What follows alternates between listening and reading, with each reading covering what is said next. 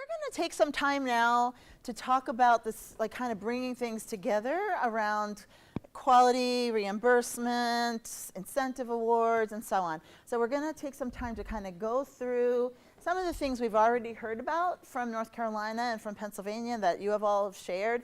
Some of it you already know, but again, to sort of bring it forward so that we can leave with what a lot of people said, concrete steps. What might you think about next as far as reimbursement and incentives, and how you go ahead and tie that all up in a bow to what we were talking about this morning, right? Like, how do you think about incentivizing providers, centers, family child care homes, and so on in a way that gets people going toward quality and going toward children's outcomes. So we're going to do some of the groundwork here right now, and we're also going to think about some of the things that are hard in doing this as well. So when we think about the idea of how incentives are used, like, let's go back and remind ourselves. It was the idea that, okay, a tiered reimbursement system would drive people, help serve the children who need the services the most. But overall, the whole structure was set up to get people to think about a market-based approach, right? That if you have a certain number of stars, you're going to drive people towards that setting,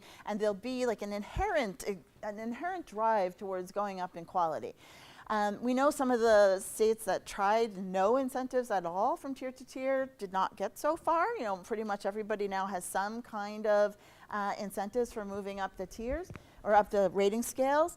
But that's something to think about. Like, the original intent was a market-based intent. And one of the things I thought was so interesting about our earlier conversation and what we had thought about before was this idea of lived experiences. Who is getting asked to do what in exchange for what, right? Like, as far as providers go, as far as a savvy center director would go, what is going to influence her decision to participate, to hang in there, to really think a lot about the quality improvement and who she's serving, right? How does that go about, right? How do we think about the kinds of unintended consequences that might flip things on its head in ways that we don't want?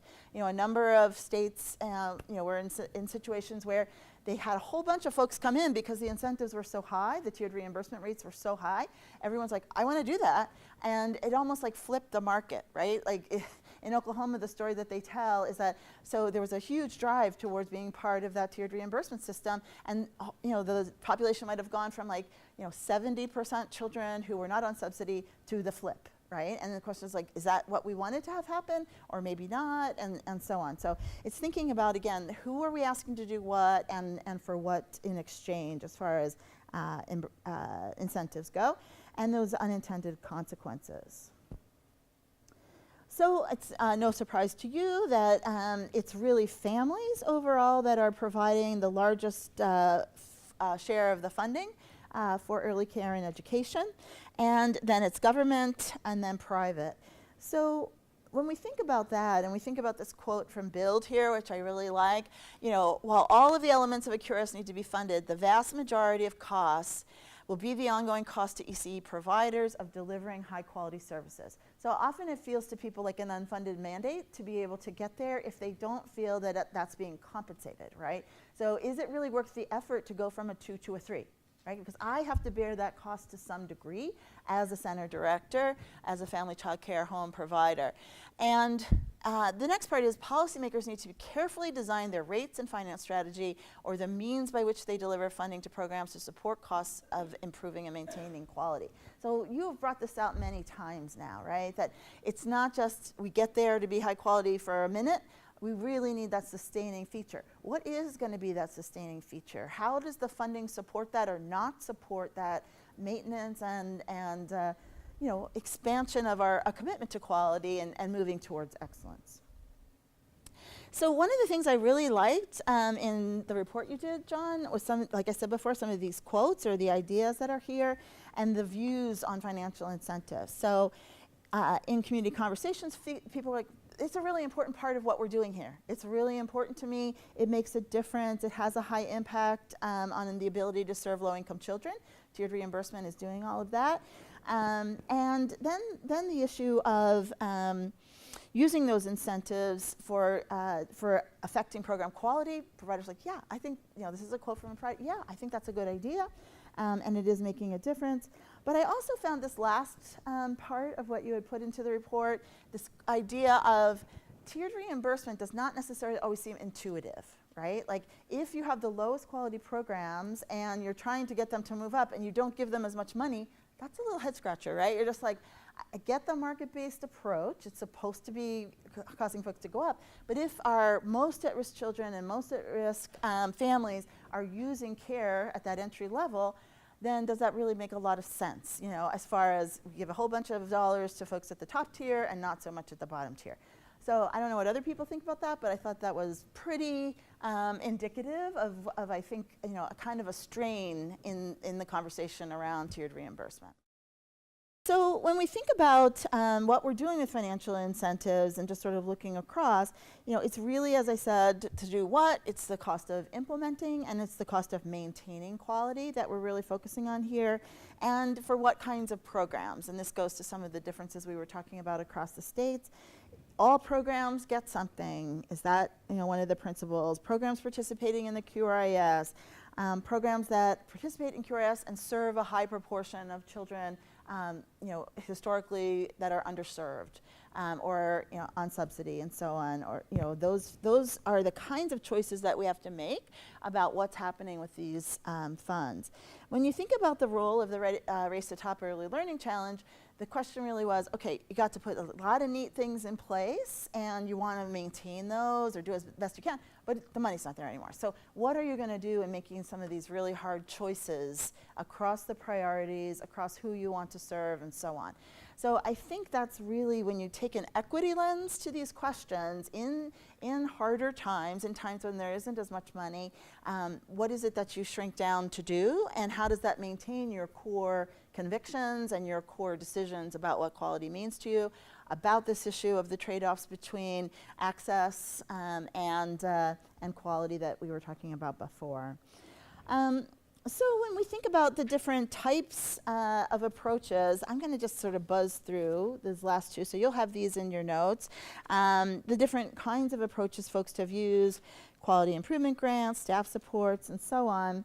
Here are the ones that are the most used across a number of states. This comes from Ann Mitchell's report. And so what you see on the left there are the highest used kinds of incentives: tiered reimbursement, quality awards and bonuses, improvement grants. Then we get down to scholarships. And so we put over here on this slide, 10% are providing no incentives of those that she looked at. And the licensing, accreditation assistance, compensation support, and startup awards are also pretty low as far as when you look across a variety of states. So that's pretty much a kind of a distribution as you think about the national picture here and what people are doing. And I think what I wanted to say the most goes back to, and I'll show you yours, and here is what you guys, what Delaware was doing. And so we have QI grants, tiered reimbursement, the core awards, infrastructure fund technology awards, and infrastructure fund capital awards on the right-hand side there. And you know, when we think about this and sort of bringing it back to the discussion we had this morning, the question is, who is going to get these awards and what do you expect them to do, right? Within the tiered reimbursement system, within the quality awards that we saw, you know, the question is if it's like $500 or $1,000 that's going to go to a provider after she's finished XYZ coursework, what does that mean as far as what you think is going to happen to quality? How should that then be tied to what she's doing in the classroom? We don't exactly do that right now, right? We might give that award and, okay, great, keep your incentive going. But maybe it has to be something like a competency change, right? That you're going to get the award after you have a demonstrated change in your competency according to your TA, according to your coach. What might that look like? How could we build that into the system if that's a way that you're thinking you might want to be going? So just to go through some of the trade-offs of different financial incentives, this table here talks about quality improvement grants. And the real important part is that first bullet. There's no evidence that one mechanism works better than another in supporting quality. And you know, what we learn is there are potentially some trade-offs as you're thinking about what could be done or what you might want to consider or what's possible. Again, like it may not be possible right now. It might be something you want to do into the future when the situation changes. So when we think about the quality improvement grants, they really tend to go to the provider in a lump sum. It could be an annual award, an annual grant, or it could be less frequently than that. And basically you're looking at which rating level it's going toward, QRIS participation, and it really can be targeted on how many children are served, right? So that's something to think about as well. What's the reach of what you're trying to do to incentivize? Who is it touching? And so on. And then these advantages here is really to think about how this can affect and be used in all types of programs. So it isn't something that's necessarily specific to a particular type. And it can help with the quality improvements that the individual programs are trying to do. But it can really incentivize something we haven't exactly talked about, is that, when Gretchen, Amanda, and I were talking about this, I thought it was really, really fascinating, the idea that some people will want to go through every single step because then they're going to pick up all those grants, right? So that's an interesting phenomenon. I wonder how much you've seen it here, right? That you're like, no, I don't want to come in at a 4. I'll start at the I'll start at a 2 and I'll pick up these incentives. Because again, like, what is a savvy director going to do? She's going to be thinking about, how do I supplement my resources? And again, the real disadvantage is, like, are these enough? Is this enough money to make a difference in quality, like we were talking about this morning? Would you see communication improve given XYZ amount of that grant? And then, again, the same issues, pretty much, a lot of them apply here to the merit awards. And one of the things, we'll just go to the disadvantages, advantages and disadvantages a little bit, is one of the advantages is it can be really flexible, right? You can just make your decisions about how those are going to be awarded and really take into account your context and situations and so on. The disadvantage, again, is the sequential moving up, but the other problem is that they're generally not that large, right? They tend to be sort of small. And again, what can you accomplish with that kind of an award with regard to expecting something in the classroom to change, something at the center to change, with a smaller size award.